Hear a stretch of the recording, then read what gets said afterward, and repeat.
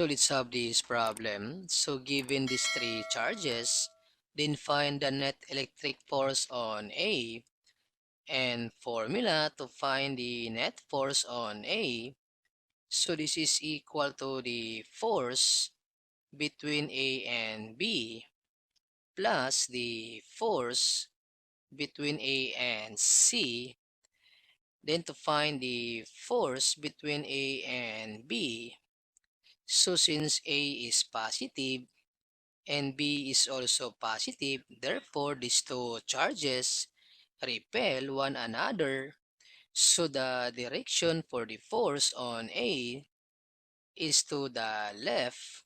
So therefore for the force between A and B, the direction is to the left. Then to find the force using the Coulomb's law, so we have 9 times 10 to the power positive 9. So this is the standard value for K. Then times the first charge, that's A. So we have 34 microcoulomb. So this is 34 times 10 and 4 micro to the power negative 6. Then times the second charge. So we have B, 51 nanocoulomb. So 51 times 10 and 4 nano to the power negative 9, then over the square of the distance. So this is 3 squared. Then to find the force between A and B, so first multiply these three numbers, divide by 3 squared. So we have 9 times 34 times 51, then equals, divide by 3 squared, equals, so we have 1,734. So this is 1,734 then times 10. And for the exponent, so add these three exponents. So we have 9 plus negative 6 plus negative 9. So this is negative 6. So this is now the force between A and B. And the unit is in Newton. Then to find the second force between A and C. So since A is positive and C is negative, therefore these two charges attract one another. So the direction for the force on A to the right, because A attract to C, and for the force between A and C, the direction is to the right. Then to find the force, so we have K, that's 9 times 10 to the power 9, then times the first charge. So we have 34 times 10 to the power negative 6, then times the second charge, C, that's 19 times 10 micro, so that's negative 6. Then over the distance for A and C, so add these two distance, so we have 8. So over 8 to the power 2. Then to find the force, so multiply first these three numbers, divide by 8 squared.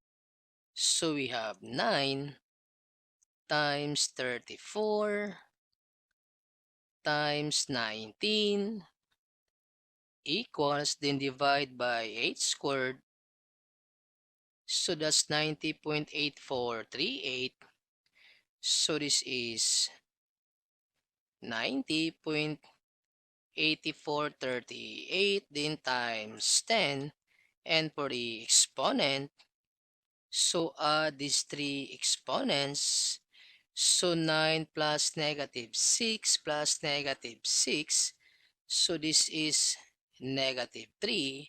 Newton. So this is now the force between A and C. Then this time we can find now the net force. So we have the force between A and B.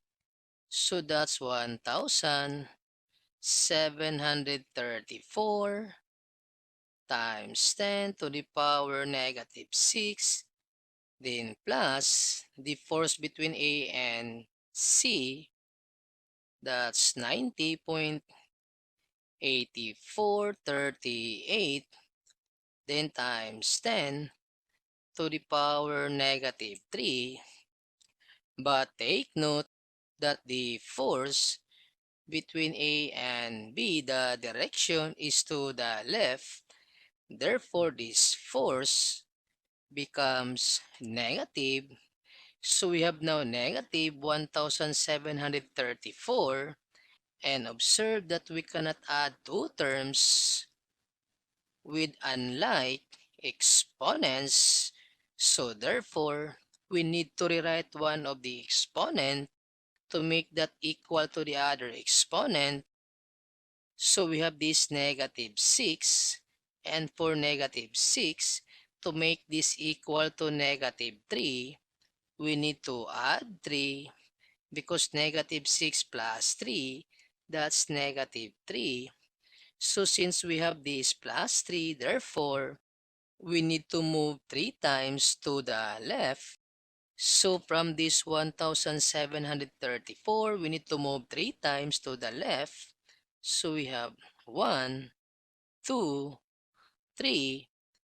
So this becomes negative 1.734, then times 10, and this becomes negative 3, then plus 90.8438, then times 10 to the power negative 3. Then this time we can find now the net force. So add these two numbers. So we have negative 1.734 plus 90.8438 equals, so the net force is 89.1098. So we have 89.1098. Then copy the exponent. So times 10 to the power negative 3. Or we can write this one in a standard scientific notation. So move one place to the left. So therefore this one is plus 1. So we have now the net force equals 8.91098, then times 10 to the power negative 2 Newton. Since the net force is positive, therefore the direction of the force is to the right. So this is now the net force on charge A.